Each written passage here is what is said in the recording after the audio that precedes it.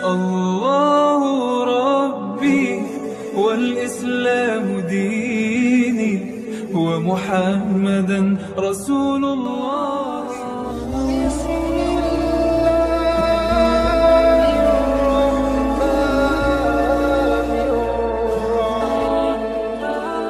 Assalamualaikum warahmatullahi wabarakatuh. Alhamdulillahirrahmanirrahim. Wabihi nasta'inu ala umuri dunya waddin. La haula wa la quwwata illa billahil aliyyil azim. Bapak, Ibu, para ustadzah yang kami hormati, syukur alhamdulillah kehadirat Allah Subhanahu wa taala pada pagi hari ini yang sangat cerah, walaupun sebetulnya hari libur ya Ibu. Saya bisa bersilaturahmi dengan Bapak dan Ibu semua. Menurut saya ini diundang Punilma itu mesti nggak boleh nolak. Ini teman sudah lama banget, ketemu lagi teman lagi, katanya sempit banget. Saya bilang ketemu Bu Asdirwati dan Bapak Ibu semua. Bagi saya silaturahmi ini luar biasa ya, karena Bapak Ibu adalah tokoh masyarakat yang ujung tombak untuk bisa langsung menghadapi umat gitu ya, yang pada saat ini permasalahannya luar biasa, permasalahan psikososial, permasalahan ekonomi, permasalahan macam-macam itu luar biasa. Nah, Bapak Ibu sebagai ujung tombak, garda terdepan yang sehari-hari ketemu para tetangga, para jamaah masjid dan sebagainya. Ini yang sangat strategis menurut saya untuk kita belajar bersama-sama ya, tidak menggurui, saya tidak bermaksud menggurui, belajar bersama-sama untuk selalu upgrade ilmu-ilmu yang pas gitu loh, ketika kita menghadapi para apa tadi disebut para klien gitu ya, terus kemudian para jamaah yang sesungguhnya memang betul-betul membutuhkan nasihat, membutuhkan solusi, membutuhkan jalan keluar. Nah, oleh karena itu mungkin walaupun latar belakang dari Bapak Ibu semua tidak harus dari psikologi, tidak harus dari ilmu pendidikan dan sebagainya, tidak harus dari fakultas dakwah, tetapi kita bisa menambah ilmu yang saat ini itu kapan saja, di mana saja, kan gitu ya, sehingga kita bisa memberikan pencerahan dan solusi tadi kepada umat itu yang betul-betul sesuai dengan ilmu, bidang, dan aturan-aturannya. Jadi nggak asal gitu loh ya. Baik, Bapak Ibu, saya berdiri ya, saya bacakan. Saya diminta psikologi perkawinan, psikologi keluarga atau apa, atau saya tulisnya juga ketahanan keluarga, apa saja yang penting gitu ya. Karena psikologi itu ilmu yang mempelajari tentang perilaku manusia. Jadi selama masih ada manusia, psikologi itu diperlukan. Ya, jadi ini lanjut langsung saja saya masuk pada apa yang disebut keluarga. Karena bangunan keluarga pada saat ini, kebetulan saya sedang meneliti pada Gen Z ya, itu mereka banyak yang saya wawancara itu pada saat ini masih 800-an. Sebagian besar, hampir 78% mereka menyatakan tidak ingin menikah. Masya Allah, ya. Tidak ingin menikah dengan berbagai alasannya. Itu yang disebut lifestyle-nya sekarang ini adalah single life. Jadi memang sendiri aja, karena nikah itu ngerepotin, karena nanti karir saya tertunda, karena nanti kalau punya anak pun child free namanya. Menikah nggak apa-apa, tapi perjanjiannya nggak usah punya anak, karena nanti bekerjanya susah, dititipkan kemana, ngasuhnya juga susah, apa-apa mahal, dan seterusnya. Alasannya dari ekonomi, motifnya, dan macam-macam. Itu sebelum saya masuk. Ini fenomena yang terjadi pada saat ini pada Gen Z itu ada banyak yang mempunyai persepsi tidak usah nikah saja, single saja, atau kalau ataupun nikah dia tidak usah punya anak. Jadi single life dan child free ini lagi menjadi marak, menjadi fenomena. Bahaya nggak sih? Gitu. Kalau menurut saya ya bahaya, dehumanisasi, nanti nggak ada fertilitas, nggak ada manusia, nggak ada makhluk, habis gitu loh. Kalau orang semua single, kalau orang semua masih single masih lumayan, kalau nggak single nggak punya anak. Lah kalau yang single terus punya anak, anak mana? Anaknya siapa, dari mana? Asal usulnya manusianya bagaimana? Dehumanisasi kan gitu. Terus saya pertanyakan nanti kenapa yang anika sunnati faman rogiba an sunnati falaisa minni, di mana ini nanti? Kalau itu hadis ini menjadi apa? Kalau seperti itu, ini psikologi keluarga loh ya. Kenapa motivasi tidak ingin berkeluarga? Ini bahaya menurut saya, bahaya banget gitu ya. Dan ini harus kita berikan edukasi baik kepada orang tua, masyarakat, anaknya sendiri, anak-anak kita yang sejak kecil mesti harus ditanamkan itu gitu. Karena begitu saya sampai Uber begini Pak, pertanyaannya sebelum saya masuk materi. Kenapa pengen single life? Saya ngajar mata kuliah di psikologi perkembangan 1 dan 2, 6 SKS saya itu ngajar. Begitu saya kasih garis kehidupan tahapan perkembangan sejak seseorang itu dalam kandungan sampai lansia dengan segala tugas perkembangannya, itu ternyata di dinamika kalau pada remaja ya memang masih sehat walafiat, dia pengen hidup sendiri, terus kemudian karir, bekerja. Saya ukur pertanyaannya, kalau Anda nanti sudah masuk usia dewasa madya, ketika Anda tidak bisa lagi hamil, yang perempuan sudah menopause, terus Anda tidak punya anak, Anda nanti mau tinggal sama siapa? Itu pertanyaan wawancara saya. Jawabannya, nanti saya tinggal di panti. Saya kejar lagi, tunjukkan kepada saya panti mana yang representatif dan yang Anda akan inginkan untuk masuk ke situ. Alamatnya di mana? Saya mau datengin.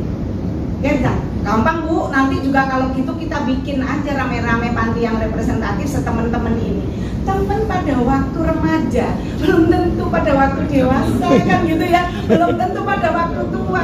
Yang mana? Terus saya bilang, itu harganya mahal nggak sih? Saya tanya gitu. Ketika Anda tua mau tinggal di situ, berapa per bulan harus dibayar? Sementara Anda secara sosial ekonomi sudah nggak punya, udah pensiunan, udah apa? Kalau yang standar-standar yang bagus kan pasti mahal itu biaya hidup lansia. Jangan dikira murah gitu loh ya. Penyakitan, obatnya banyak, harus vitamin, harus dokter, harus keluar masuk, BPJS nggak laku misalnya loh ya. Itu apa? Itu nggak dipikirkan. Artinya pandangan hidup pada lifespan seluruh ini juga mesti kalau kita mau mengedukasi itu harus kita secara utuh, integratif untuk bisa disampaikan. Ini psikologi keluarga maksud saya. Kenapa dia tidak mau itu? Bukan nakut-nakutin, saya bilang. Kok ibu nakut-nakutin sih kalau teorinya Erikson ada di dewasa madya stagnan. Kalau nggak generatif stagnan, kalau nanti tua dia despair atau putus asa. Iya, saya bilang. Ya benar teori Erikson itu. Kalau nggak putus asa terus mau kemana?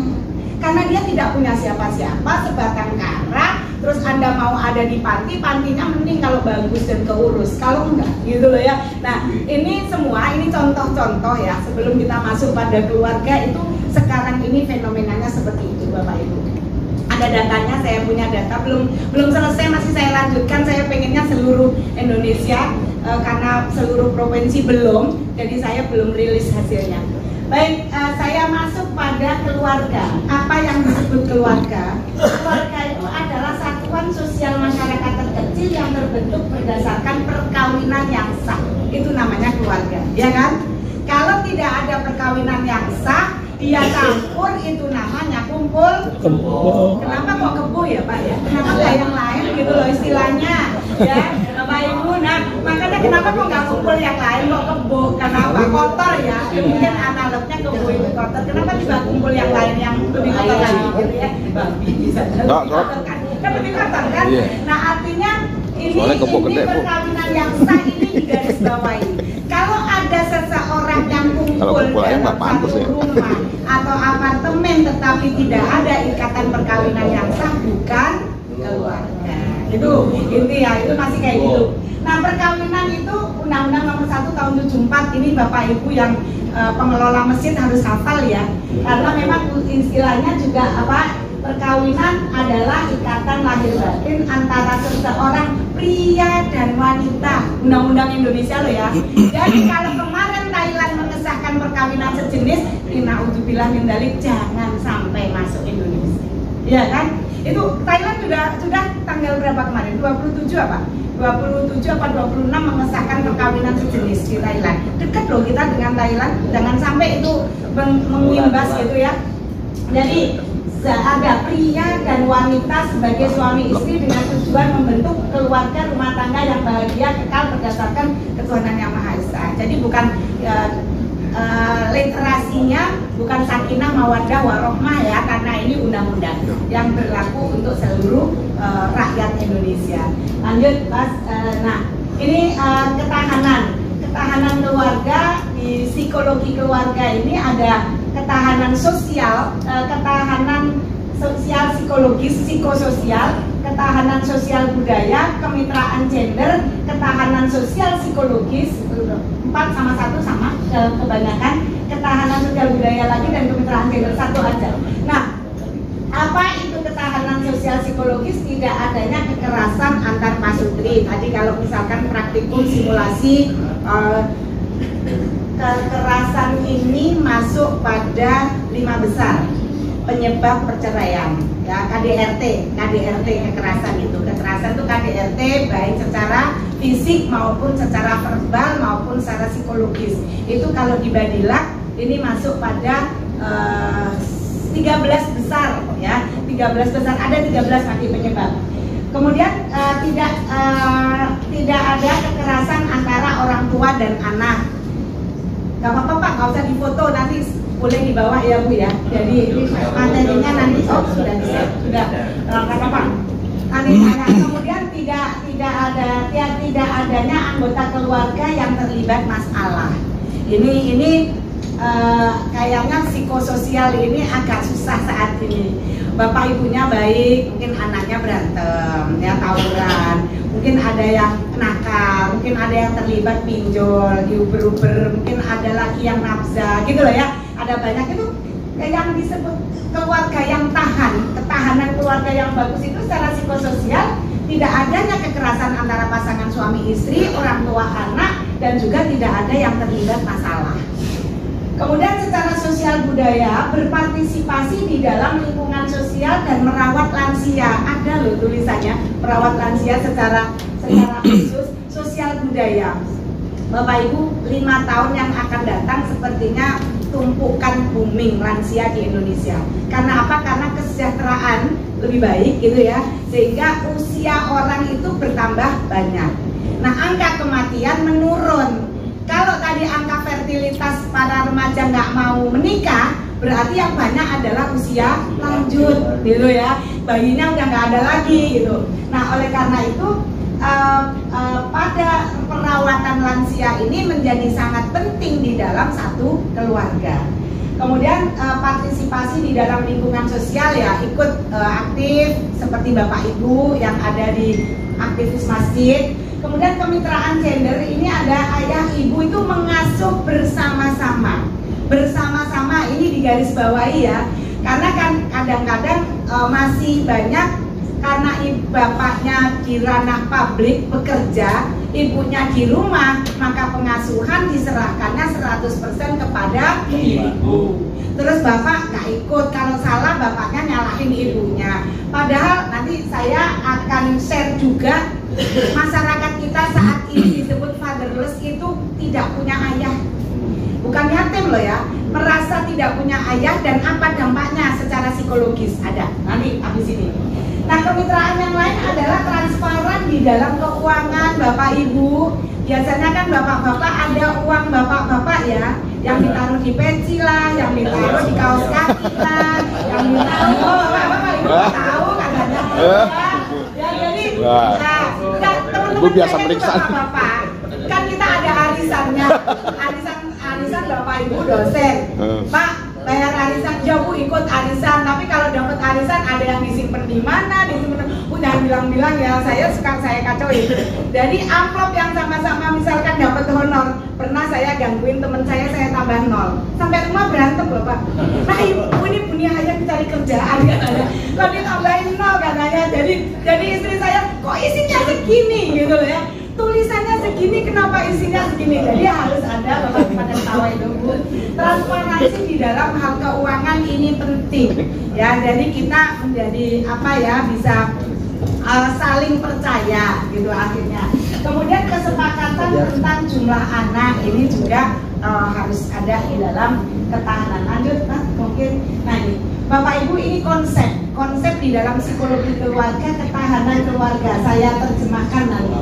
Pertama itu ada yang disebut marriage readiness. Marriage readiness itu adalah kesiapan menikah. Yang Bu Nilma dari BP4 dan kawan-kawan itu dengan Kemenak kan sudah ada BINWIN ya, bimbingan perkawinan, itu adalah dalam rangka kesiapan menikah ini. Bawa, kenapa dibawa? Ini kalau rumah fondasi, kalau nggak ngawang rumahnya, kalau nggak ada kesiapannya ya. Kalau ngawang ya gampang kena angin, roboh gitu loh ya, karena tidak berdiri pada fondasi yang kokoh. Yang berikutnya adalah family value, itu nilai-nilai yang ada di dalam keluarga. Nilai itu boleh dibuat visi misi. Jadi tidak hanya organisasi yang punya visi misi.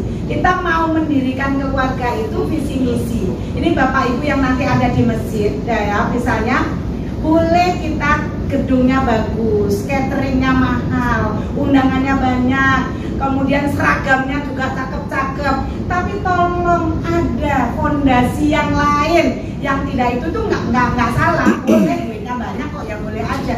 Tetapi tolong dipikirkan Bapak Ibu, boleh nanti dicek. Ada banyak sekarang ini calon pengantin yang nggak tahu mandi hadas besar. Bus katanya, boleh ditanya, boleh Bapak Ibu kan di masjid ya, nanti ditanya saja. Nah ini kenapa yang kecil-kecil dan itu hari-hari dan itu nanti dilakukan, tetapi tidak paham. Terus sholatnya bagaimana? Kan gitu loh ya. Jadi ada hal yang sebetulnya perintilan kecil, tetapi para orang tua tidak ngeh, namanya tidak aware untuk itu, tapi yang semuanya diurus. Sampai pada seragam kecil-kecil, model penjahitnya aja ada gambarnya semuanya. Tetapi kesiapan ini tidak diurus. Benar. Nih, family value, nilai pada keluarga. Kemudian family development ini pengembangan. Saya ribnya belakangan aja. Anggap aja ini masih muter, jadi itu terakhir. Nah, kemudian kalau fondasi ini sudah cukup, kesiapan pernikahan, nah, keluarga punya visi misi yang jelas arahnya, mau apa perkawinan ini, pernikahan ini, tujuannya apa, dibawa kemana, siapa calonnya, pilihannya, itu semuanya kan Ustadz ini udah ahli ya, yang tunkahul mar'atuli arba'in dan sebagainya, itu urusannya ada di family value. Terus kemudian di family development ini pengembangan. Kemudian yang di sana ada yang disebut family function, fungsi keluarga. Rumah loh ini saya anggap ini bangunan. Kenapa kok bangunan gitu ya? Ya memang kita mau mendirikan fondasinya jelas, rumahnya jelas supaya kokoh. Fungsi keluarga apa? Kalau fungsi keluarga nanti ada, kemudian ada family rules, itu aturan main di dalam keluarga. Saat ini rumah itu kayak terminal, satu datang, satu pergi. Ditanya si A kemana, kakak kemana, tahu. Ibunya kemana, nggak tahu. Ayahnya kemana, nggak tahu. Loh, satu rumah itu kok nggak tahu. Padahal ada perannya, nggak tahu siapa kemana, dia main sama siapa, nginep apa enggak, perginya ngapain, itu nggak ada. Bu kok bawel banget, kok kepo banget. Ya harus kepo. Karena apa? Karena orang tua harus tahu anaknya kemana. Suami harus tahu istrinya kemana. Istri harus tahu suaminya kemana. Anak main sama siapa. Itu ada di family rule ini, ada aturan mainnya. Kemudian ada lagi yang disebut family task. Itu adalah tugas-tugas di dalam keluarga yang dibagi-bagi. Yang kecil ngapain? Main, ya boleh. Nanti setelah main diberesi mainannya. Yang kakaknya apa? Cuci piring, ya boleh aja. Siapa lagi yang nyapu, siapa lagi yang ngepel, tugas-tugas. Tugas-tugas ibunya apa saja, ayahnya apa saja, itu dibagi. Terus kemudian ada basitas itu krisis nanti ada, kemudian development taltas. Tugas-tugas ini ada banyak tugas yang basicnya apa, siapa yang mau mengerjakan, terus kemudian ada krisis tas itu biasanya adalah krisis pada tugas-tugas yang saling lempar karena fungsinya nggak jelas siapa mengerjakan apa. Sama dengan kalau kita organisasi bidang pendidikan diem aja, bidang dakwah nggak ngapa-ngapain, nanti yang bagian nyapu masjid nggak nyapu juga gitu loh ya, kan kotor semua nanti masjidnya. Nah ini bagian dari developmental task ini, tugas-tugas perkembangannya tidak jelas. Maka biasanya gitu ada yang disebut di atas family goal itu, prosperity itu adalah tujuan dari keluarga itu menghidupi dari semuanya. Lanjut aja Mas. Ya baik nanti. Nah ini saya nggak ngajari karena ini masjid ya karena jamaah ini para asatidzah, jadi sebetulnya sebentar tapi nanti ada perbedaannya, silakan nanti saya yang dijelaskan oleh para ustadz. Kenapa ada akad nikah, kenapa akad itu mitsaqon ghalidho, ya kan? Akad itu tali yang mengikat, yang sakral, yang luar biasa. Itu namanya akdun nikah. Kenapa begitu bunyinya? Ada sakinah. Sakinah ini syaratnya mawaddah dan rahmah, dan harus ada yang disebut barokah. Barokah itu adalah bertambahnya kebaikan ketika kita melakukan keluarga. Ziyadatul khair, gitu ya Pak ya. Itu ada di barokah. Ini bunyinya takut saya sama bunyi. Lanjut, berikutnya ini dasarnya saya tidak mengajari ikan berenang. Jadi surat-surat Al-Bahtera. Bapak Ibu, Pak tapi nggak apa-apa Pak, dilihat biar dicatat aja. Sakinah, mawaddah, rahmah, ya di Ar-Rum itu ayat 21. Yang ada di undangan, Pak jangan sampai undangannya ditulis Arab, diinterpret, dibuang. Mendingan nggak usah ditulis deh di undangan.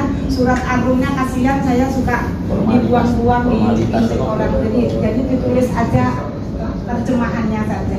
Lanjut, nah Bahtera, kenapa disebut Bahtera? Ayo Bapak Ibu, kenapa kok Bahtera? Kenapa kok tidak disebut pesawat? Ayo, sama aja. Ya gambarnya kenapa tidak pesawat? Biasanya selamat menempuh hidup baru, ya. Selamat mengarungi bahtera rumah tangga. Kok nggak selamat mengarungi pesawat rumah tangga gitu ya?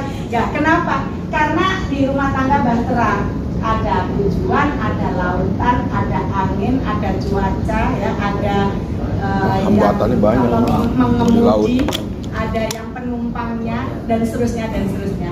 Itu analog aja, metafor. Lanjut berikutnya nah metafornya suami istri itu, monggo Bapak Ibu, saya pakainya yang sana ibu-ibu cantik semua. Hunna libasul lakum wa antum libasul lahun, gitu ya. Ini adalah bagian menutupi, karena pakaian itu ibaratnya menutupi, melindungi, membuat nyaman dan memperindah. Ya, jadi kalau baju ya jangan asal baju gede gombrong gitu ya. Baju ya adalah modelnya, ada aspek estetikanya, indahnya, semua orang nyaman, nggak sumuk banget, terus kemudian bisa melindungi dari penyakit, bisa melindungi dari panas matahari, menutupi aurat dan seterusnya. Ini metafor, berarti memang kalau kita komitmennya berkeluarga, maka suami istri itu harus bisa saling menutupi. Sekarang ini anak-anak muda sedikit masalah nulisnya di medsos, nulisnya di Instagram, di Twitter, nggak tahu loh Mas, kan nulis ya. Jadi itu ditulis rahasia sampai seksual, ranjang apa itu ditulisnya di Instagram loh. Nah, bagaimana itu? Bagaimana pada aspek menutupi, melindungi, membuat nyaman dan memperindah. Sementara suami atau istri kita sendiri kita buka di seluruh dunia, Instagram, Twitter, macam-macam, TikTok, ya udah pokoknya ya itulah ya, dan kawan-kawan semua rahasianya, semua jeleknya, semua apa-apanya diler namanya kalau bahasa Jawa itu ya, digelar semuanya itu ada di situ. Padahal metafornya itu seperti itu. Harusnya kita bicara harusnya ya, karena ini perilaku. Lanjut berikutnya ini. Bapak Ibu, ciri keluarga itu ada 12 ternyata yang disebut keluarga yang tadi. Pertama, adanya hubungan dua jenis kelamin yang berbeda. Oke ya, jangan satu kelamin yang sama. Hubungan pria wanita yang disahkan melalui perkawinan yang sah. baik secara agama maupun secara negara. Dan ketiga, adanya pengakuan terhadap keturunan. Ketika sudah ada yang sah tadi disahkan, maka pengakuan terhadap keturunan jelas. Ada surat nikah, ada akte kelahiran anak.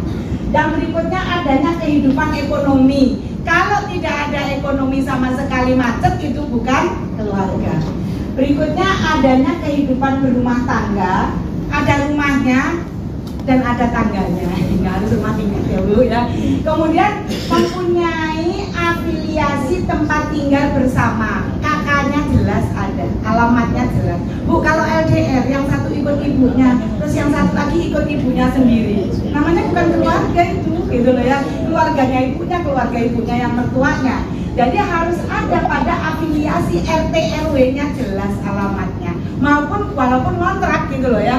Kemudian sebagai lembaga non-profit. Lembaga non-profit itu ya memang tidak untuk saya menyusui. Kalau beli susu formula 1 bulan itu harganya 1 kaleng habis 4 misalnya. 1 kalengnya 200.000 berarti harus bayar 800.000. Itu profit. Jualan ASI namanya ya. Tetapi kalau ibu keluarga ini lembaga yang non-profit. Ibu-ibu bekerja, masak, nyuci, nyetrika, nyapu, ya itu tidak pernah dihitung. Kalau dihitung itu namanya ART. Ya kalau dihitung digaji itu asisten rumah tangga, bukan ibu rumah tangga. Ya memang dia gajian sebulan 2 juta, sebulan 2,5 juta, itu profit ya. Biar aja. Makanya kalau ada ibu-ibu nuntut, ayo bayarin nanti semua. Ya ART gitu ya. Nah gitu ya. Jadi ada, karena lembaganya adalah lembaga non-profit. Kemudian mempunyai ikatan emosi yang kuat di antara anggota keluarga. Yang tadi saya sebutkan, jangan kayak terminal, satu pergi, satu nggak tahu di mana. Harus ada ikatan emosional yang kuat di antara anggota keluarga.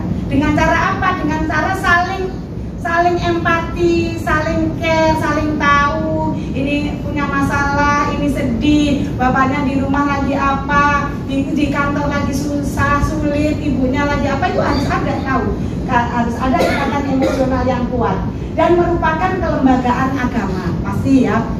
Terus kemudian mempunyai sistem tata nilai, nomenklatur yang jelas, keluarga, RT RW, adanya pengakuan dari masyarakat sekitar dan adanya pengakuan dari negara. Yang 11-12 ini kenapa nanti Bapak Ibu akad nikah itu kalau kita diundang kan wajib ya hadir. Kalau diundang kan wajib hadirnya. Walimatul nikah atau walimatul urs itu. Kalau ada yang undang wajib, karena ada bagian dari pengakuan masyarakat sekitar dan kita menjadi saksi bahwa si A dan si B adalah suami istri yang sah. Diumumkan gitu loh. Jangan tiba-tiba boncengan jam 12 malam digerebek, kita bilang, "Lah saya udah nikah kok, ini surat nikahnya. Kapan nikahnya? Di mana nikahnya?" Kan gitu ya. Menjadi fitnah. Jadi makanya harus diumumkan gitu. Jadi ini paling tidak diumumkan di sekitar itu supaya tidak jadi fitnah. Lanjut baik, tujuan berkeluarga Bapak Ibu ini di dalam psikologi keluarga itu. Nah, pernikahan itu bisnis yang serius. Bisnis itu bukan jualan ya, bukan. Bisnis itu urusan yang sangat-sangat serius. Jadi jangan main-main dengan yang namanya pernikahan. Perlu tujuan yang jelas. Jadi harus dibuat visi, misi, dan strategi objektif serta taktik untuk bagaimana kita mencapai tujuan itu. Nah, rata-rata gitu ya, nanti Bapak Ibu kalau di masjid Bapak Ibu ada yang mau menikah, boleh dibantu untuk membuat visi misi dan tujuan pernikahannya apa. Karena rata-rata orang ya udah ngalir aja, pokoknya nikah ya udah nikah aja gitu loh ya. Nanti punya anak ya punya anak aja gitu loh. Nah, ini harus ada capaian apa. Sekarang misalnya harusnya dipraktekkan Bu Nilma. Harusnya dipraktekkan apa visi dalam kita berkeluarga, bagaimana misinya, apa tujuannya. Kalau tujuannya tadi sakinah, mawaddah, warohmah, itu kan masih abstrak banget. Bagaimana cara mencapai itu? Misalnya punya anak yang soleh solihah, bagaimana punya anak soleh solihah itu ikhtiar apa? Itu diuber. Nah, itu harus ada breakdown namanya ya, ditulis-tulis kecil-kecil apa visi misi itu, dan itu harus dipandu kepada semua generasi muda, anak-anak remaja. Kamu nikah itu mesti harus ada tujuannya apa, ngapain, kemudian langkah objektifnya apa, kalau pengen ini apa modalnya yang sudah ada, apa yang enggak, dan apa yang harus masih diupayakan, dan seterusnya dan seterusnya. Ini harus ada karena ini dipandu, mestinya dipandu untuk yang bin-win itu, Bu Nilma, tolong ya, mohon. Jadi yang di bin-win itu nanti selain ada yang di modul itu ada kesehatan reproduksi, macam-macam, penyusunan visi misi dan tujuan perkawinan mesti ada. Karena kalau di situ nanti arahnya jelas, terus bagaimana kita mencapai itu, dibuat jangka panjangnya gimana, nanti jangka pendek apa, gitu. Itu bisa dipakai guideline namanya, panduan untuk kita berkeluarga ini supaya benar. Lanjut, berikutnya ini ini aja. Nah tadi fungsi keluarga, fungsi keagamaan. Mungkin Bapak Ibu kalau mau nambah lagi boleh. Ada fungsi keagamaan, jelas ibadah ya. Kalau kita landasan menikah itu kan fungsinya ibadah sosial, itu juga berinteraksi dengan orang lain yang tadinya bukan siapa-siapa menjadi muhrim kan gitu ya. Itu kemudian reproduksi biologis ya, itu untuk reproduksi itu ya untuk keturunan gitu ya, secara biologis, seksual. Fungsi rekreatif, sesungguhnya di dalam keluarga itu harus ada rekreatif, jangan keluarga itu menjadi kayak neraka rumah. Jadi anaknya pergi terus karena di rumah itu dari pagi sampai sore diomeli. Ya, justru orang itu kangen gitu loh. Seharian saya sudah bekerja, saya pengen pulang. Di rumah itu fungsinya rekreatif. Gitu ya, untuk kita bisa berkreasi itu pulang di rumah. Di rumah ini aman, nyaman, ngangenin, pengen ketemu ibu, pengen ketemu ayah, pengen curhat dan seterusnya. Itu mestinya itu gitu. Kemudian ada fungsi edukatif di dalam rumah. Pendidikan pertama dan utama itu adalah pendidikan di dalam keluarga. Kemudian protektif itu memberikan perawatan, perlindungan, itu fungsi protektif. Di rumah ini harus ada fungsi protektifnya.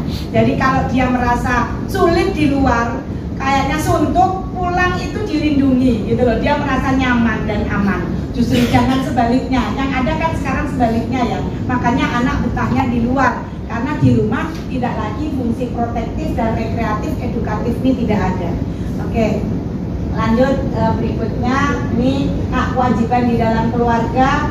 Bapak Ibu ada banyak ya, sudah paham pasti hak istri yang harus dipenuhi, materi, mas kawin, nafkah. Yang non materi menjaga kehormatan istri, memperlakukan istri dengan baik, berlaku adil, memberikan istri kebebasan penuh untuk mengelola harta miliknya. Sementara kalau hak suami harus dipenuhi oleh istri, mentaati suami selama dalam hal yang benar ya, berlaku amanah, memperlakukan suami dengan baik, hak mentaati, memberikan pelajaran kepada istri. Kepada beberapa hak yang bersama-sama untuk saling mewarisi, haram menikah dengan orang tua dan keturunan masing-masing, dan hak untuk saling memiliki rasa cemburu. Ini saya kira udah lengkap di dalam Al-Quran.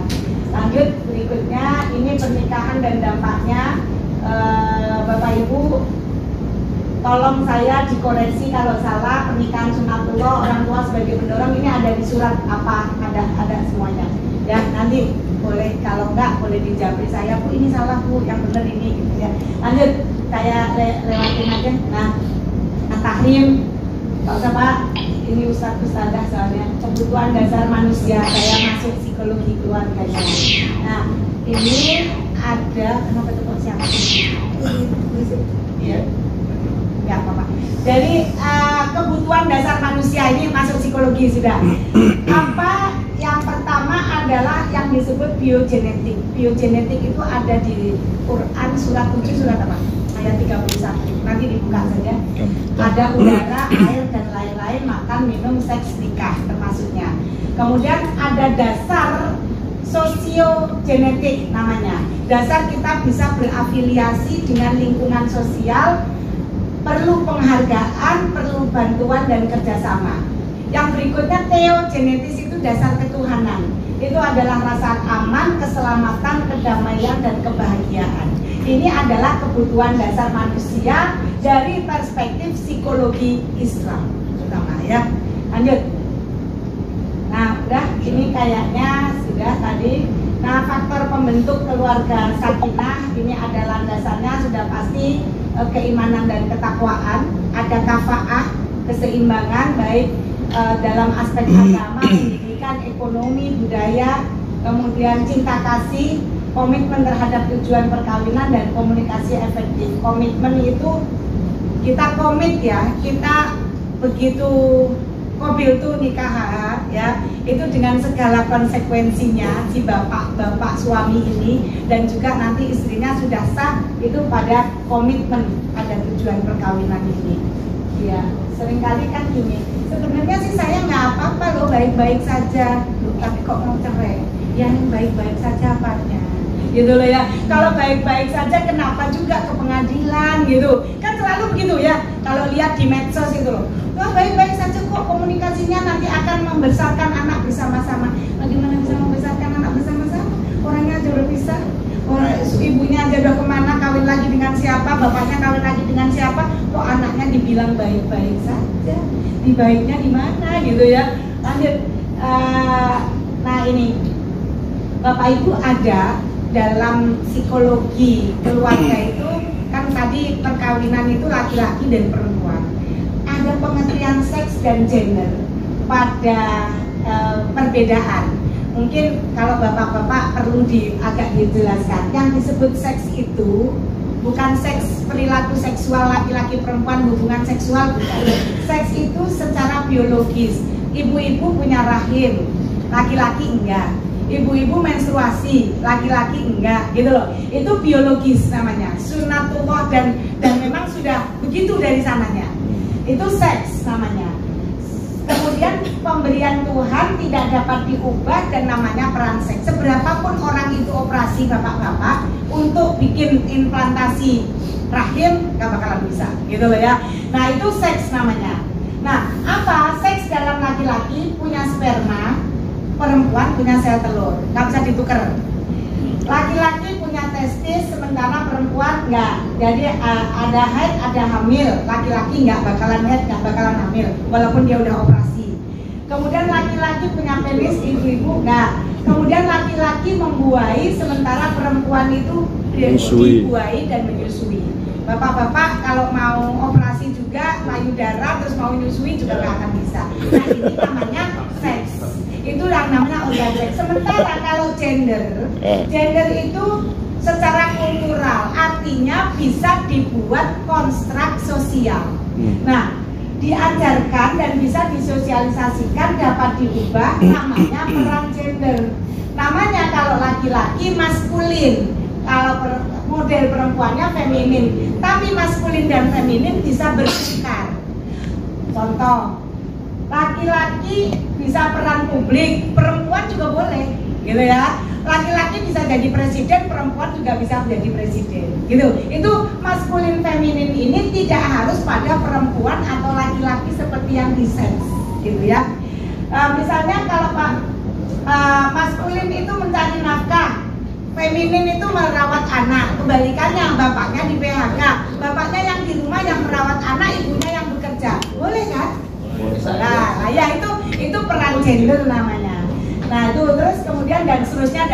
Jadi peran konstruk sosial yang boleh ditukar itu namanya gender. Sementara kalau peran seks yang tidak bisa diubah-ubah, yang kayak gitu itu artinya. Lanjut. Nah kenapa begitu gitu ya? Karena ada kalanya nanti dan pada saat ini itu dibolak-balik. Yang dituntut itu justru peran seksnya diganti, ya nggak bisa dong, gitu loh ya. Peran gendernya boleh ditukar, gitu ya. Tetapi peran seksnya itu tidak bisa. Misalnya ya udah susuin aja anak kamu, aku nggak mau bekerja ibunya. Ya enggak, siapa juga gitu loh ya, dan seterusnya. Baik, lanjut.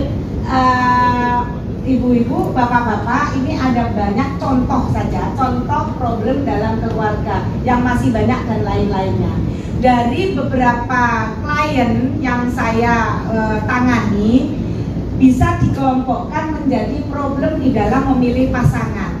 Bapak Ibu sebagai tokoh masyarakat punya andil untuk bisa mengedukasi masyarakat bagaimana mengantisipasi supaya tidak ada masalah dalam memilih pasangan. Jelas ya, kalau kita kan ya itu tunkahul mar'atu li arba'in, limaliha, wali hasabiha, wali jamaliha, wali diniha, faqr bidzatiddin. Tadi itu sebetulnya adalah bagian dari proses bagaimana cara memilih pasangan yang tepat menurut Islam.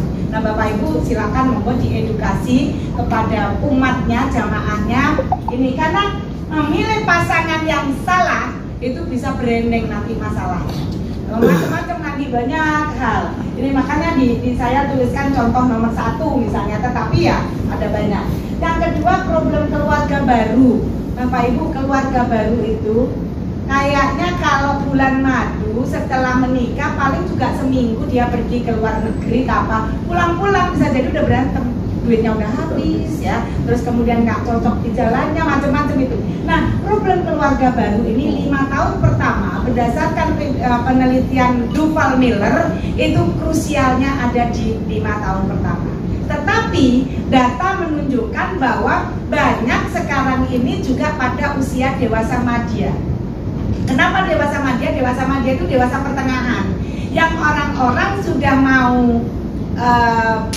kalau bapak-bapak di dewasa pertengahan itu karirnya menanjak, mau dari, kalau yang dari bawah mungkin sudah sampai manajer atau direktur atau eselon 2 atau apa. Yang dari awal kalau ini tidak diberikan keseimbangan yang baik antara suami istri, rawan terhadap perselingkuhan dan masalah, karena istrinya nggak ngikuti kemajuan karir suaminya. Itu dari hasil penelitian loh, ini ada banyak, sehingga dia yang tadinya walaupun yang bapak-bapaknya disekolahin, dari biaya istrinya kerja apa-apa, begitu dia sampai pada puncak karirnya dia lupa, kayak gitu lah ya. Ada banyak. Nah itu, nah keluarga baru tapi ada masalah juga di keluarga yang lama juga ada gitu. Kemudian problem ekonomi dan keuangan saya kasih bintang karena ini termasuk tinggi. Kemudian problem hubungan seksual juga tinggi, tadi sudah disimulasikan. Problem kesehatan dan perawatan tubuh ini juga ada banyak, tetapi tidak terlalu tinggi. Masalahnya bisa agak tertutupi. Berikutnya problem komunikasi, bintang itu juga tinggi. Komunikasi ini luar biasa, karena biasanya bisa merembet pada masalah-masalah yang lain. Kalau ada miskomunikasi, ada diskomunikasi dan sebagainya, orang mau menyampaikan apa tapi dia tidak bisa menyampaikan, yang sana salah persepsi, yang sini salah paham, terus saja. Kemudian problem orang ketiga. Orang ketiga itu tidak hanya pria idaman lain atau wanita idaman lain, bukan hanya itu, termasuk mantu dengan mertua, termasuk ipar dengan ipar, itu bagian dari pihak ketiga. Ya, jadi bisa will tapi bisa juga pada keluarga sendiri yang banyak. Kadang-kadang kalau keluarga Indonesia itu kan kalau kita menikah kan dengan segala lampirannya, dengan segala, saya bilang, dengan segala keluarga backgroundnya, kawin ya harus semuanya, sehingga kadang ikut banyak dan sebagainya. Ini bagian dari problem keluarga ketiga. Terus kemudian ada problem perceraian, dan pasti, dan problem keagamaan. Problem keagamaan termasuk nanti ini kalau kemarin pilkada partai-partai itu banyak yang cerai, banyak yang saya konsultasi pendukung 01, 02 berantem, istrinya 01, suaminya 02. Lo kok sampai bela-belain dia pengen cerai? Lah kok ya orang lain yang jadi presiden kok dia keluarganya dikorbankan? Iya kan? Nah itu banyak, nanti juga gitu, calon bupati mana, wali kota mana, gubernur mana, dia yang mana gitu ya. Hati-hati ini karena masuk pada ini problem lain lagi ya, problem politik menurut saya, tetapi kita tidak punya kekuatan untuk apa? Untuk mengantisipasi. Baik, yang lain-lain boleh dicontohkan oleh Bapak ini, ditambahkan. Lanjut, Mas. Nah, ini problem ketahanan keluarga, ibu-ibu, bapak-bapak, ini ada banyak. Yang pertama broken home. Tahu broken home kan ya? Keluarganya yang pecah retak, keluarganya yang tidak utuh gitu ya, bisa cerai, bisa berantem, bisa macam-macam gitu. Kemudian kedua bullying atau perundungan. Bullying itu ya perundungan atau kekerasan ya, baik di lingkungan keluarga, sekolah maupun masyarakat. Sekarang ini marak banget, luar biasa. Bullying sekolah, pesantren, ya mohon maaf, di masjid juga kadang-kadang iya. Kemudian di rumah itu tanpa kita sadari kita juga sering membuli anak-anak, gitu ya. Terus kemudian penyimpangan seksual di perlindungan keluarga ada banyak, depresi, terus kemudian ada dipengaruhi karakteristik dan terakhirnya nomor 6 itu suicide, itu bunuh diri. Banyak banget sekarang ini, bunuh diri dikit-dikit, bunuh diri dikit-dikit, bunuh diri gitu ya. Nah ini yang fenomena pada saat ini banyak. Lanjut, Bapak Ibu, kita melihat bahwa ada banyak saat ini gugat cerai. Gugat cerai itu yang menggugat yang perempuan, ya. Yang wanita namanya aja juga cerai. Kalau yang laki-laki menceraikan itu mentalak. Yang juga talak. Nah, kenapa wanita berani untuk menggugat cerai? Ini hasil penelitian nanti yang saya sampaikan share ke Bapak Ibu. Ternyata yang pertama alasannya mungkin sudah mapan secara ekonomi, ya karena kerja banyak ya Pak. Oh iya katanya. Mendapat dukungan sosial yang besar. Dukungan sosial dari mana? Bisa dari keluarga, bisa dari teman, bisa pada significant others. Jadi ya udahlah, tinggalin aja suami kayak gitu, udah cerai aja gitu loh ya. Ada bapaknya, ibunya yang nyuruh, temennya dan sebagainya. Nanti cari yang lain, gue cari ini gitu misalnya. Kemudian demi masa depan anak-anaknya, alasannya demi masa depan. Ya, ini. Nah lanjut berikutnya mungkin gini. Ada lagi 5 alasan wanita yang menggugat cerai, termasuk pada 5 besar. Suami berselingkuh itu 80%. Yang kedua KDRT. Yang ketiga kurangnya tanggung jawab suami dalam hal sosial ekonomi, beda keyakinan dan beda prinsip. Kalau beda agama udah pasti nggak boleh kan ya, di nikahnya saja kan nggak boleh. Dan adanya kebutuhan yang tidak terpenuhi itu menurut Maslow kan kebutuhan manusia itu ada dari biological need, kebutuhan biologis, kemudian kebutuhan rasa aman, kebutuhan untuk bisa berafiliasi dengan orang lain dikekang, nggak boleh kerja macam-macam, terus kebutuhan untuk aktualisasi diri. Itu biasanya kebutuhan-kebutuhan yang tidak terpenuhi ini bagian dari 5 alasan wanita menggugat cerai. Berikutnya mungkin ini ada beberapa terapi atau solusi menurut Al-Quran. Bapak Ibu sudah tahu ya bagaimana peningkatan iman dan takwa, kemudian islah itu ya diislahkan gitu ya. Kemudian ada muasyarah bil ma'ruf dan mau'idhah hasanah. Ini mungkin nanti bisa dipraktekkan di dalam simulasi konseling dan mediasi. Bagaimana untuk kita mengislahkan, bagaimana caranya kita muasyarah bil ma'ruf lagi. Kalau datangkan hakaman min ahliha gitu ya, wa hakaman min ahlihi. Jadi ada yang memediasi awalannya dari keluarga, pihak laki-laki maupun perempuan yang mempunyai kewibawaan untuk bisa memberikan nasihat. Kemudian yang mau itu hasanah sudah kerjaan bapak-bapak ibu-ibu yang ada di Dewan Masjid. Kemudian terapi solusi menurut psikologis, ini ada konseling individu. Konseling individu itu bisa beberapa pendekatan Bapak Ibu, kita ada teorinya dan ini agak lama. Pelatihannya biasanya paling tidak 1 hari lah, paling cepat itu 1 hari. Bagaimana dengan pendekatan behavioral, bagaimana pendekatan transaksional yang gampang-gampang saja yang dasar konseling. Kemudian pendekatan rasional emotif, ini adalah pendekatan konseling individual modern. Ya boleh nanti Bu Nirma kalau di kurikulum yang berikutnya ditambahkan yang ini. Kemudian konseling kelompok, bisa kita bermain peran dan dinamika kelompok untuk bapak-bapak, ibu-ibu sebagai bekal menghadapi umat yang ada di lingkungan masing-masing. Nah ini saya tidak bisa berikan sekarang untuk pendekatan behavioral, transaksional dan rasional emotif karena itu lebih banyak pada simulasi. Walaupun teorinya dikit-dikit aja nggak apa-apa. Oh ini kayak gini, ngadepi klien yang ini pakai ini pakai ini gitu ya. Lanjut, mungkin saya antisipasi perceraian. Ini ada kenapa rumahnya saya bikin agak porak-poranda, terutama atapnya, sebetulnya retak semua. Ya ini bagian dari jika kamu khawatir terjadi persengketaan antara keduanya, maka kirim yang itu tadi, juru damai. Kalau di sini istilahnya mediator. Mediatornya yang profesional atau keluarga yang memang mempunyai kemampuan. Itu biasanya agak manjur. Kalau saya ke klien, ada nggak omnya atau siapanya yang bisa memberikan nasihat dan objektif, seimbang untuk bisa melihat permasalahan secara baik yang tidak berpihak. Kalau bapak ibunya biasanya berpihak. Saya punya ini sekarang anak teman saya yang mau itu, ibunya juga dokter psikologi, tapi berkali-kali ke saya selalu ya memang tidak imbang, namanya ibunya ya, pasti belain anaknya. Saya bilang coba saya mendengar dari yang lain, ternyata perspektifnya berbeda, lebih objektif dan lebih bisa melihat secara kenyataan. Baik, berikutnya mungkin masih ada. Nah, pentingnya kesehatan mental di dalam keluarga.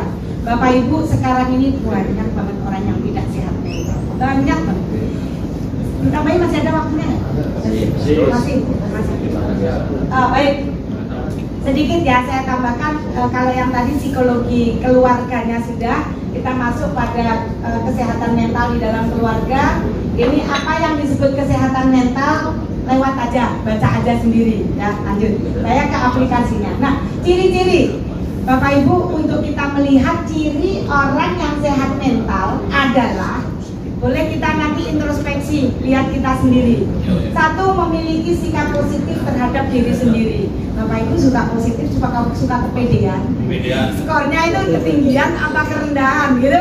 Dua-duanya nggak sehat mentalnya, jangan dikira sehat yang kepedean. Ya pede boleh, kepedean nggak boleh. Kurang pede juga nggak boleh. Jadi skornya harus di tengah-tengah ya, wasatiyah gitu ya. Memiliki sikap positif terhadap diri. Jadi oh saya adalah di masjid yang saya dilatih, insya Allah saya bisa, boleh ya. Kemudian menerima diri sendiri apa adanya, diri sendiri loh ya. Ya kalau orang-orang yang sebetulnya banyak operasi plastik dan sebagainya itu dia nggak menerima diri apa adanya, nggak sehat mental sebenarnya, saya yang bilang ya. Jadi kenapa kalau sudah diberikan kayak gitu tidak disyukuri, ya itu karena kita kurang apa, kurang percaya pada diri apa adanya ya. Kemudian mengaktualisasikan diri dengan baik, apa yang kita punya potensi itu kita aplikasikan, kita gunakan sebagaimana mestinya, fungsinya. Sebetulnya syukur itu kan gitu ya, syukur itu kan mengoptimalkan apa, memfungsikan apa yang kita punya. Memiliki cita-cita hidup dan merasa dirinya bertumbuh ke arah yang dia cita-citakan. Dan pribadi yang memiliki integritas hidup sesuai apa yang dia katakan dengan perbuatannya. Kalau kabura maqtan indallahi an taqulu ma la taf'alun, bagian dari tidak sehat. Gitu aja loh ya. Munafik ya iya, karena tidak adanya sesuatu kata dan perbuatan yang sama. Sakit gitu. Kok banyak banget ya kalau gitu yang sakit, banyak. Nah ini ciri, ini baru ciri. Baik, lanjut. Kesehatan mental itu dapat mempengaruhi apa saja. Ternyata dapat mempengaruhi perasaan. Ini nanti kaitannya kalau dengan keluarga apa sih gitu loh ya. Pikiran, kecerdasan, kelakuan dan kesehatan badan. Ini bisa kalau menurut saya kalau ada al-aqlus salim fil jismi salim, dibalik juga bisa al-jismu salim fil aqlis salim, iya nggak? Iya, kalau kita itu loh rasanya Bapak Ibu bangun tidur perasaannya ada yang hilang, bengong, terus dipegang, panas ya jidat saya, kok mules ya nggak? Nah itu kenapa? Karena ada sesuatu di dalam perasaan, pikiran, dan kelakuan kita yang nggak enak. Bisa nggak? Itu namanya psikosomatis. Psikosomatis itu sesungguhnya yang sakit itu mentalnya, tetapi berdampak pada fisiknya. Ya, oke, lanjut. Nah, faktor yang mempengaruhi untuk menjadi sehat mental itu individu harus memiliki perkembangan yang seimbang di dalam setiap aspek. Baik aspek biologis, baik aspek psikologis, sosial, spiritual, emosional. Ini muternya harus seimbang. Kalau ada salah satu faktor ini yang kena, biasanya akan berpengaruh saling ya. Lanjut. Nah, tanda-tanda orang sehat mental yang saya lagi, kalau tadi ciri, sekarang saya tanda. Apa Bu bedanya ciri dan tanda? Ya udah sama anggapnya. Nah, bahagia dan terhindar dari ketidakbahagiaan. Bahagia apa enggak Bapak Ibu hari ini? Bahagia. Gimana? Bahagianya pas senyum. Oke. Nanti Bu, saya mau cek kebahagiaannya, indeks kebahagiaan Bapak Ibu. Nah ini, efisien di dalam menerapkan dorongan untuk kepuasan kebutuhannya. Maksudnya efisien di dalam menerapkan dorongan untuk kepuasan kebutuhannya ya tidak berlebihan, ya biasa aja. Kalau seneng ya nggak banget sampai euforia, ya kalau susah ya nggak yang sedih banget sampai gitu ya, ngedon gitu. Kemudian kurang dari kecemasan. Jadi kalau Bapak Ibu sedikit cemas, kemudian berdetak jantung lebih keras, keluar keringat dingin, terus kemudian pucat, mau mengeluarkan kalimat yang tadinya di pikiran ada banyak tapi nggak keluar sama sekali, adalah tanda-tanda kecemasan yang tinggi. Kalau ketinggian, run, jahatnya. Berikutnya kurang dari rasa self punishment. Self punishment itu kita kayak mau menghukum diri gitu. Aduh, salah saya apa ya? Kok udah macet? Kok jalan macet kok salah saya apa? Salah milih jalan ya udah aja zikir gitu loh. Udah sampai di situ mau ngapain gitu? Udah merah. Sekarang kan kita dipandu map ya. Kalau mapnya ada merah ya udah cari jalan yang lain. Tetapi kalau sudah langsung situ nggak usah kita menyalahkan diri sendiri. Aduh, salah saya apa sih? Kok saya bisa begini? Kok saya cuma dapat nilai 9? Ada loh anak yang kayak gitu. Anak di sekolah itu 9 itu masih nangis. Saya bilang ya gitu ya. Kemudian matang sejalan dengan perkembangan yang sewajarnya. Kalau tahapannya itu anak-anak, biarkan dia jadi anak. Kalau tahapannya remaja, biarkan dia sewajarnya jadi remaja. Jangan anak-anak dipakein kebaya, dipakein konde, terus jalan, kasihan itu lihatnya. Kenapa? Karena dia tidak matang di dalam perkembangan yang sewajarnya seorang remaja. Bapak-bapak ya jadilah bapak-bapak, ibu-ibu ya jadi ibu-ibu. Jangan ibu-ibu tiap hari ngeluh sama anaknya. Bapakmu tuh lo gajinya kurang sedikit banget, ibunya udah capek dari pagi sampai sore sampai malam. Ibunya curhat ke anaknya. Tahapan perkembangan ibu harus didengarkan anaknya, tidak ada pada yang wajar gitu ya. Baik, mampu menyesuaikan diri dengan lingkungan, ya, memiliki otonomi dengan harga diri. Jadi kalau ya harga dirinya jangan ketinggian, jangan kerendahan, tapi bahwa ya udah saya ya segini aja gitu loh. Kemudian mampu membangun hubungan positif dengan orang lain dan dapat melakukan kontak dengan realita. Kontak dengan realita itu nyatanya, senyatanya itu yang saya hadapi apa. Karena kalau kita terlalu tinggi-tinggi tetapi tidak ada, itu kata anak remaja sekarang halusinasi ya, itu itu gitu karena dia nggak bisa tidak dapat melakukan kontak dengan realita yang dihadapi. Lanjut, ini tanda penyakit mental. Sekarang penyakitnya, satu, adanya kecemasan atau anxiety dan perasaan tegang, tension di dalam diri yang menetap sering tinggi. Kemudian ada, tidak memiliki kepuasan terhadap diri sendiri, selalu tidak puas, orang lain lebih baik, kenapa saya begini gitu terus ya. Dan perhatian yang berlebihan terhadap masalah atau problem. Jadi kalau kita punya masalah boleh dicari solusi, tetapi kita tidak berhenti pada masalah itu terus. Dibolak-balik, saya ini kurang apa sih, saya ini kok nggak bisa kayak itu sih, terus aja ya. Nah kemudian ketidakmampuan untuk berfungsi secara efektif di dalam menghadapi masalah. Nah ini bagian dari salah satu tanda-tanda penyakit mental kalau dalam kesehatan mental. Ayo lihat cara menjaganya. Bapak Ibu, di dalam keluarga terutama, satu, pendekatan diri kepada Allah, jelas, melibatkan diri di dalam kelompok, termasuk bapak-bapak, ibu-ibu ini udah sehat mental semua, menerima diri sendiri, relax ya, tapi jangan terlalu nyantai juga, menghindari alkohol, narkoba, yakin, kemudian makan secara sehat teratur, tetap aktif, kenali gejala kesehatan mental yang terganggu dan mencari bantuan. Ini menjaganya. Kalau sudah merasa bahwa loh kok saya kelihatannya kok cuma sering melihat begini-begini yang nggak jelas apa, itu langsung carilah bantuan. Ke siapa bantuannya? Ya kalau ke psikolog, ke Pak ini Anda bagian dari orang-orang yang harus bisa membantu dan mencari solusi. Dilma ke Bu Asdir. Nah, Bapak Ibu, ini saya mau menyampaikan juga di dalam psikologi perkawinan dan keluarga. Kenapa anak mengalami gangguan psikologis? Ada banyak. Oh banyak ya Bu? Ya karena Bapak nggak ngeh aja, dikira tidak ada. Nah banyak kasus kenakalan pada anak dan remaja, salah satu penyebabnya terjadi karena tidak adanya kelekatan ataupun kurangnya figur ayah pada anak. Ini karena banyak ayahnya, jadi saya kasih materi ayah. Ya, ibu-ibu anteng Bu.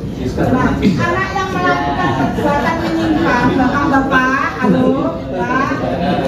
Nanti kalau memberikan penyuluhan kepada umat, anak yang melakukan perbuatan menyimpang seperti perilaku kenakalan remaja bahkan LGBT mengaku tidak memiliki kedekatan dengan ayah. Mohon Pak. Kemudian katanya lah ya, bentuk gangguan psikologis berupa stres, depresi, kecemasan, tidak percaya diri, kekhawatiran yang berlebihan, putus asa, tidak mampu beradaptasi dan lain-lain. Nah, tidak terpenuhinya kebutuhan rasa aman juga. Kehadiran ayah sangat penting dalam memenuhi rasa aman, melindungi keluarga, dan memberikan pengaruh yang kuat pada karakter kepribadian. Jangan diserahkan ibu semua kan. Ini hasil penelitian loh. Jadi dikira ini peran ayah ternyata luar biasa loh ya. Tidak terpenuhi kebutuhan kasih sayang itu merupakan kebutuhan manusia. Kasih sayang seorang ayah ternyata sangat penting, menghadirkan ketenangan dan kenyamanan bagi anak dan akan bisa menghasilkan perilaku positif. Sebegini peran ayah. Biasanya kan orang kalau ngomong pidato peran ibu ya Pak, udah. Saya putar karena kita ini pada saat ini Indonesia fatherless, Indonesia darurat kekurangan perhatian ayah. Lanjut. Apa yang terjadi bila figur ayah tidak ada? Saya nggak nakut-nakutin Bapak, tapi ini hasil penelitian. Anak akan berusaha mencari figur lain. Misalnya paman, kakek, guru di sekolah, kebetulan kalau pas dapat bagus. Tetangga, teman, figur yang ada di media internet seperti artis, Koreanoholik, sudah gitu apalagi drakor gitu ya. Penyanyi sinetron televisi yang kemungkinan tidak edukatif. Nah, hasilnya anak mengenal dan meniru apa yang dia lihat sebagai pengganti figur ayahnya yang hilang.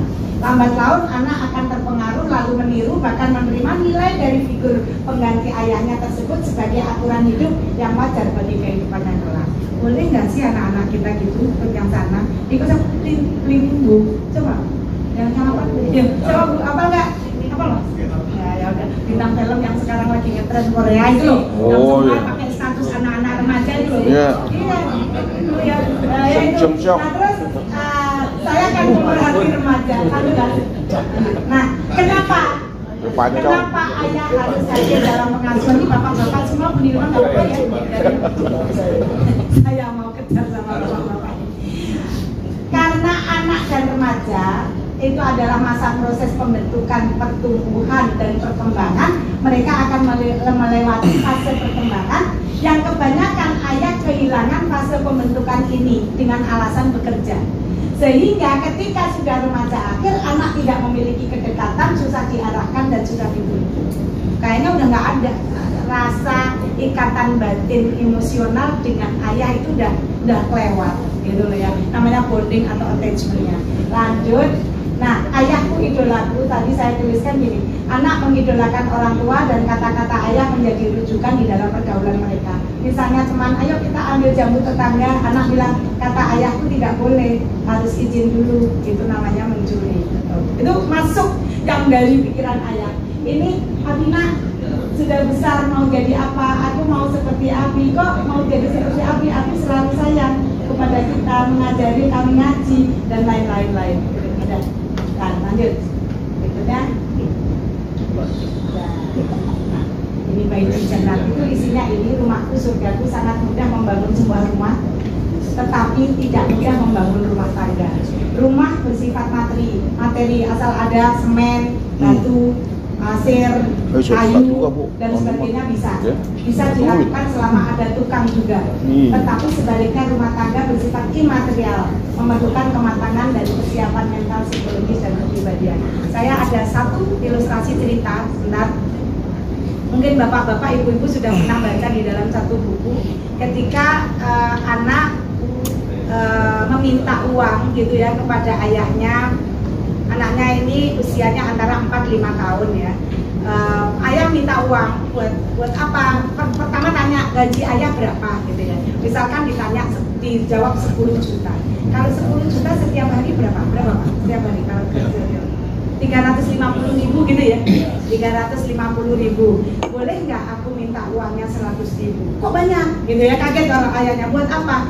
Dia buka tabungannya, rela membuka tabungannya. Aku punya uang 250.000, kurang 100.000, aku minta 100.000, dikasihlah oleh ayahnya. Nah uang itu dicampur, uangnya 250 dan 100.000 dia berikan kepada ayahnya.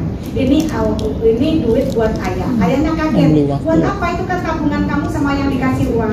Satu hari saja aku pengen minta bermain dan ketemu sama ayah, saya ganti gaji ayah yang satu hari 350.000. Demikian sebegitu beratnya Bapak, jangan nangis Pak. Dan sebegitu anak kecil ini merindukan kehadiran dan pendampingan seorang ayah sampai dia rela buka tabungannya 250.000 dengan tambahan. Apa yang ada, ayo kita pikir sendiri dan untuk introspeksi. Sekian mungkin.